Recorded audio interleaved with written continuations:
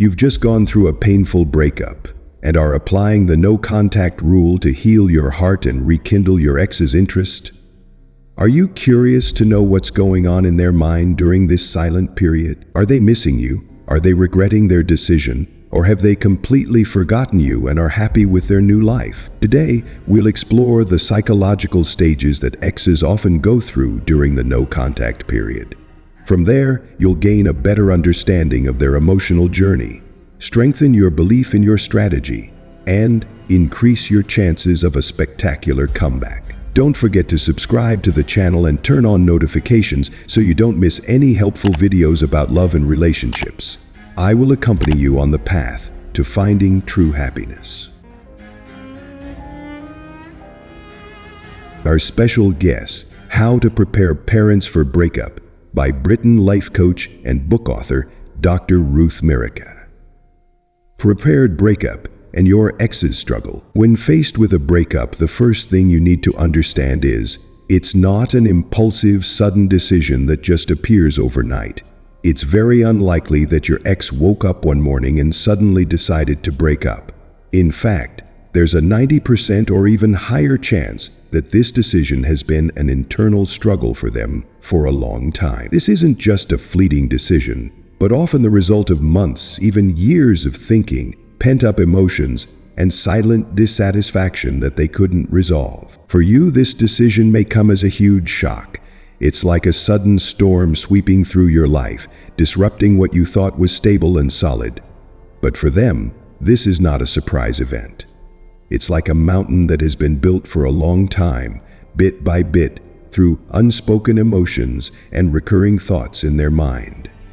When they finally say the words "break up," it's not just the result of current emotions, but also the result of a long process of struggle between emotions and reason. Therefore, many people often react with urgency, hoping that just by talking or explaining they can make their ex change their mind. We often deceive ourselves that this breakup is a hasty decision, that it's just the result of a momentary emotion, and that with just a sincere conversation, we can turn things around. But the reality is much more complex. Imagine trying to change the mind of someone who has spent years reinforcing a deep belief. It's like persuading someone to change their views on politics or religion. This is not something you can achieve with just one conversation, or even a series of prolonged efforts. When an ex decides to break up, they have not only felt, but also rationalized that emotion, turning it into a logical decision in their mind. This makes them like a stone wall, not easily swayed by any emotion or words. End quote. Their initial emotions may be disappointment, depression, or a feeling of disconnection, often stemming from misunderstandings about love. Maybe they feel the spark of love has faded, that the emotions are no longer as intense as they were at first, or that the relationship is no longer bringing them the joy they expected. But love isn't always just about romance or fiery emotions. It's also about companionship, acceptance, and growth. However, if they don't realize this, those fading emotions will lead them to think that breaking up is the only solution. It's worth noting that those emotions may initially be fleeting, but as time passes, they begin to be reinforced by reason. They not only feel but also believe that the decision to break up is the right one. They convince themselves that those emotions are a sign of something bigger, that leaving is the only way to find happiness again. When emotions have turned into logic, they will be hard to persuade by your emotions, no matter how sincere they are. So if you try to cling, beg, or even just hope that a conversation can change their mind, you're likely only adding to the certainty of their decision. Every word, every action of yours at this time can be seen by them as confirmation that the decision to leave is right. What you need to do now is not try to convince them, but to accept reality. Acceptance doesn't mean giving up hope, but understanding that you can't control other people's emotions and decisions. This acceptance not only helps you regain your composure, but also helps you protect your self-esteem and value. When you stop reacting emotionally, you not only give yourself a chance to recover, but also give them space to reflect. A relationship cannot be rebuilt by just one side. And during this time, instead of focusing on what you can't control, focus on yourself. Stop trying to persuade and start accepting. When you do that, you not only conquer the pain of a breakup, but you also conquer yourself. Stepping into the SMART phase. No contact with your ex. The no contact phase isn't just a tactic. It's a smart and necessary step when you realize that at this point, any attempt to communicate with your ex is ineffective.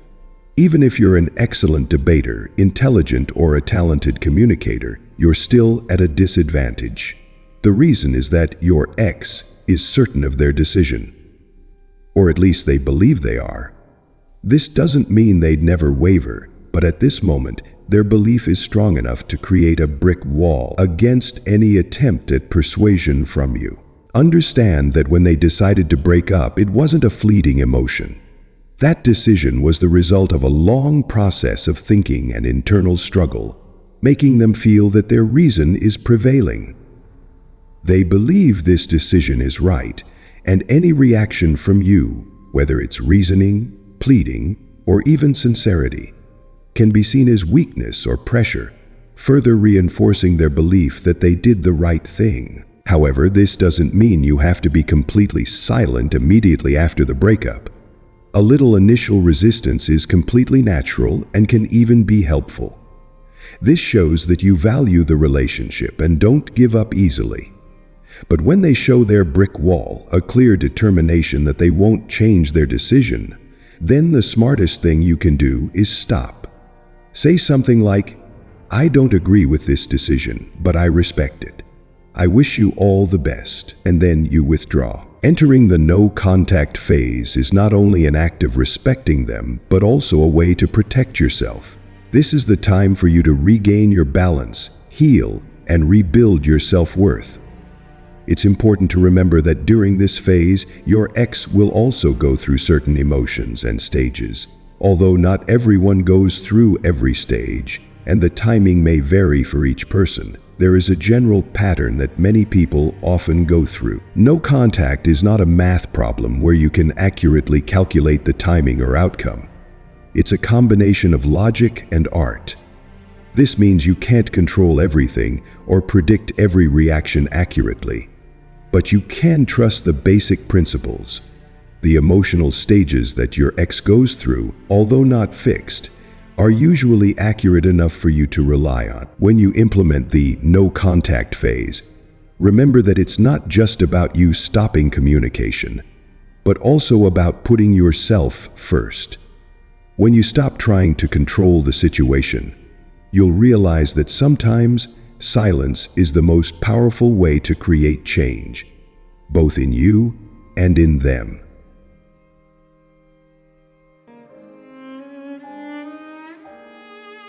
The first stage of your ex after the breakup, a hard-to-accept reality, relief. Entering the no-contact phase after a breakup is not only a way to protect yourself, but also a time to better understand what's really going on in your ex's mind.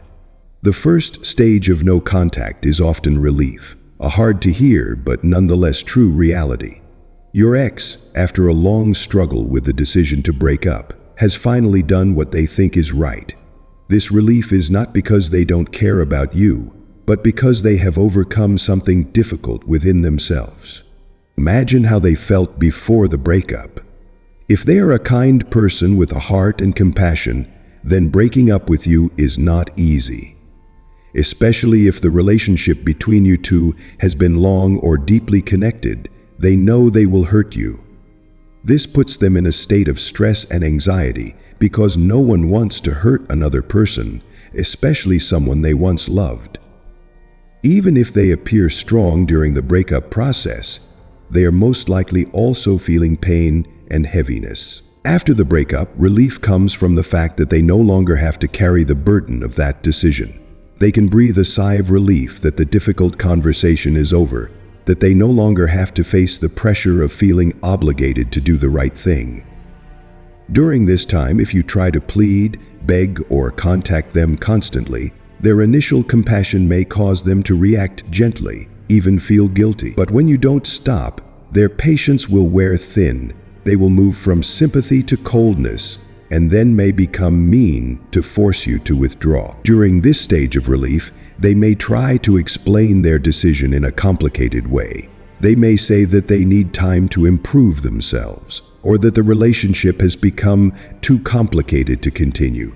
These reasons, although they may sound reasonable, are often just ways for them to make their decision easier for you and for themselves. But the truth is, in many cases, they no longer feel the emotional connection or attraction they once did. This can be hard to accept, but understanding it will help you avoid getting caught up in false hopes. If you don't accept the breakup and continue to try to stay in touch, your ex will gradually change their attitude. Initially, they may still maintain compassion, but gradually they will become blunt, even harsh. They will do everything to make you understand that they want you to withdraw. And sometimes this leads to extreme actions, such as threatening to block contact, or even resorting to outside intervention. This is a clear sign that you need to enter the no-contact phase. Their relief usually lasts about 1 to 2 weeks, depending on how you react after the breakup. If you plead, get angry, or try to reach out to them, this time may be longer. Conversely, if you remain calm and respect their decision, this phase can be shorter and less painful for both parties. One factor to keep in mind during this time is social media. You may see your ex posting happy photos or statuses, as if they are enjoying a new life without you. This can make you feel hurt, even angry, but remember, this doesn't necessarily reflect their true emotions. It may just be a way for them to convince themselves that breaking up is the right thing to do, or they are simply trying to hide the complex emotions inside. Instead of getting caught up in what they do on social media, focus on yourself. Take a break from social media or limit what you see to avoid unnecessary hurt. No contact doesn't just mean avoiding direct contact, but also creating space for you to focus on rebuilding your life. Their relief is just a phase. If you stand firm and are ready to face whatever the future holds, whether it's a chance for reconciliation or a promising new beginning, you will emerge stronger and wiser from this experience. The curiosity stage, when your ex starts to notice your silence. After the initial stage of no contact, where your ex feels relieved to have overcome the decision to break up, the next stage usually marks a psychological turning point. This is when they start to realize that they no longer hear anything from you. Your silence, something they didn't expect, gradually creates an irresistible curiosity in their mind. Typically, the person who initiates the breakup always assumes that you will try to win them back. This stems from a bit of arrogance in the psychology of the one who leaves. Even if they say that the breakup was difficult, that they wish things were different, or even blame external reasons like the universe is against us, the basic truth remains. They believed that you weren't good enough for them. At least at that time. They feel they are above you, that they are more attractive, more interesting, or less emotionally dependent than you. These thoughts don't necessarily reflect their evil nature. In fact, we all tend to compare ourselves to others, evaluating ourselves based on aspects like appearance, intelligence, or success in life. There's nothing wrong with this, but in the case of a breakup, it often leads to the feeling that the person leaving is the winner. They think they have leveled up, that you are the one left behind, and that you will do anything to hold on. But when you don't do that, when you don't text, don't beg, don't fight to get them back, it can shake their worldview. They start to wonder, what's going on? Why isn't he/she reacting the way I expected? Why are they accepting this so easily? In their mind, your silence becomes a big question mark, a mystery they can't explain. Their ego, which is used to being nurtured by your attention, is suddenly challenged. A part of them, whether mature or not, still wants to be pursued, to feel that they are important. Even if they are the ones who broke up, they still have a primal hidden corner, a bit of psychological immaturity, hoping that you will prove their worth by trying to win back the relationship. But when you don't, that ego is hurt. They can't understand why you're not doing what they consider obvious. This is the point where curiosity begins to turn into an obsession. They start to wonder, what are you doing? Why aren't you contacting them? Are you busy with someone else? Did you get over them that quickly? Your silence not only makes them curious, but also makes them feel out of control. They used to think they had power in the relationship, that they could control how you reacted. But now, you've regained that control through your silence. The mystery you create in this phase is very powerful. It makes them think about you, wonder about you, and maybe even start to miss you. This is why no contact is a powerful tool to turn things around. When they don't know what you're thinking or doing, they can't rely on familiar scenarios to feel safe. Instead, they are forced to face uncertainty, and it is this uncertainty that increases your attractiveness. It is important that you maintain this silence consistently. Don't let their curiosity become an opportunity for you to go back to begging or explaining. Instead, let them sit with this feeling. Let them feel your absence and wonder about what they have lost. When you keep silent, you send a strong message. I respect your decision, but I also respect myself. I don't need to beg for love or attention from anyone. The anxiety stage, when your ex starts to fear losing you. When curiosity about your silence reaches a certain threshold, your ex will enter the next stage, anxiety. This is when they begin to feel a vague fear that they may be losing you. And the key word here is may. We don't want them to be sure that they have lost you, but we also don't want them to feel too comfortable that you are always there, ready whenever they change their mind.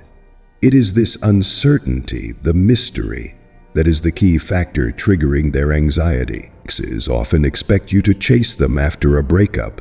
However, when you don't do that, when you choose no contact, you are breaking all the scenarios they have prepared for, and that makes them anxious.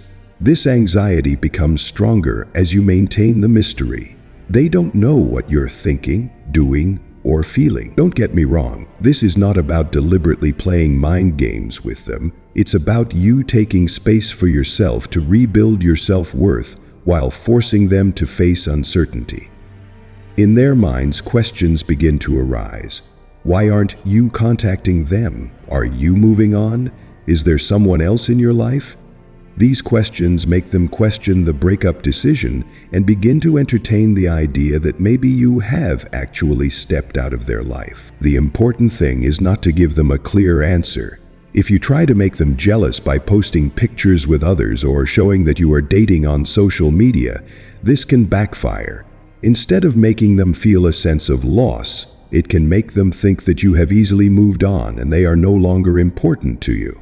Conversely, if you appear too heartbroken, pleading, or publicly stating that you are still waiting for them, this will provide them with a safety net. They will feel no need to worry about the consequences of their breakup actions, because they know you will still be there. In this stage, balance is the most important factor. You don't need to do anything special to make them anxious. Silence and focusing on yourself is enough. Don't let them think you're easily getting over the relationship, but also don't let them see you're suffering from losing them. Mystery is a great power. When they are unsure of your feelings, they will have to face their own. The waiting is the hardest part, as Tom Petty once said. And the uncertainty is what makes them start thinking about you more. Not because they want to control you, but because they fear that you are slowly slipping away. In this anxiety phase, the worst thing you can do is contact them or try to comfort them that you are still there.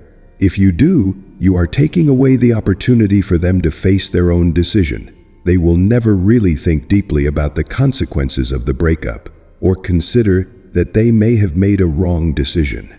Remember, what you want is for them to realize your value on their own, not by you saying it, but by them feeling it through your silence. Even in relationships where you may not have shown enough love, respect, or affection that your ex needed, now is not the time to make up for it.